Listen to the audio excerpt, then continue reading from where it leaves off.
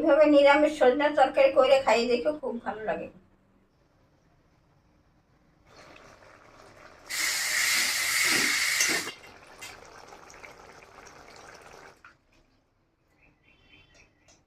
আমি আজকে একটা সজনের তরকারি করবো খুব সুন্দরভাবে, তোমরা দেখতে থাকো আমি কিভাবে করি।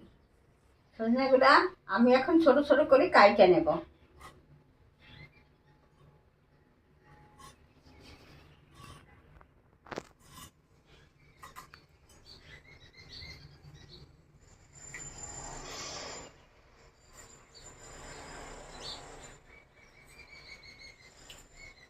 আমি আলুটা এখন কাইটে নেব।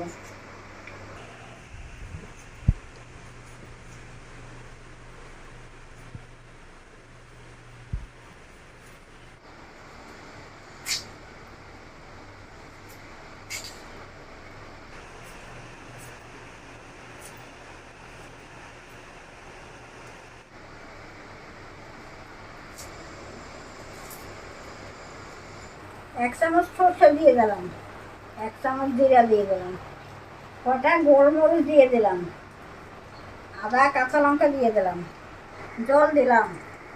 আমি এখন মশলাটা ভালো করে বাইটে নেব।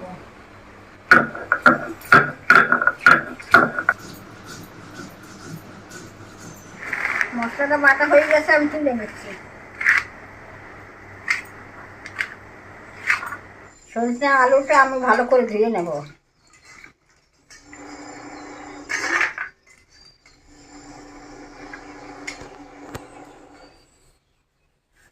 কড়াই গরম হয়ে গেছে, আমি সরষের তেল দিয়ে দিচ্ছি,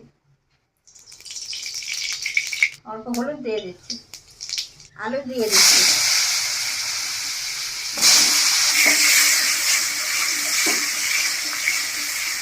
আলুগুলো ভাজা হয়ে গেছে, আমি সজনেটাও দিয়ে দিচ্ছি।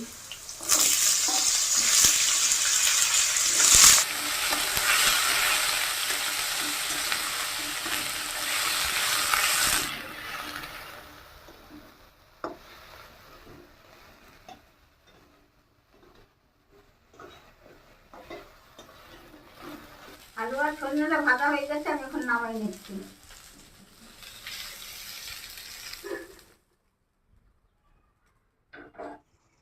আমি এখন তেল দিয়ে দিচ্ছি, জিরা ফোড়ন দিয়ে দিচ্ছি। আমি এখন বাটা মশলা দিয়ে দিচ্ছি, টমেটো দিয়ে দিচ্ছি, হলুদ দিয়ে দিচ্ছি, লবণ দিয়ে দিচ্ছি, একটু লঙ্কার গুঁড়া দিয়ে দিলাম,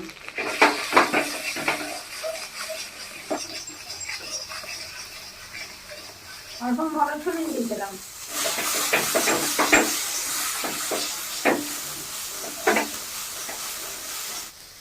অল্প জল দিয়ে দিলাম।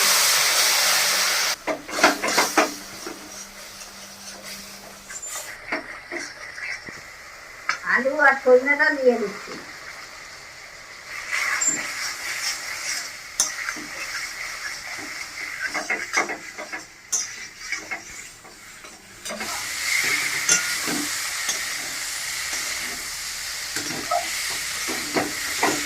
সবজিটা ভাজা হয়ে গেছে, আমি এখন জল দিয়ে দিচ্ছি।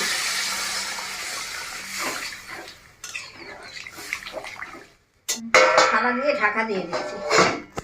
আমি এখন ঢাকাটা খুলে নিচ্ছি।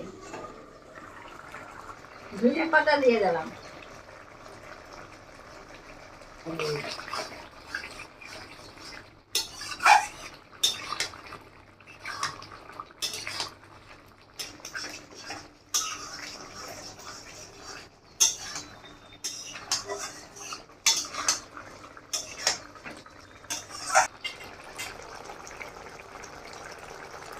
আমার সজনের তরকারি হয়ে গেছে, আমি এখন নামাই নেব।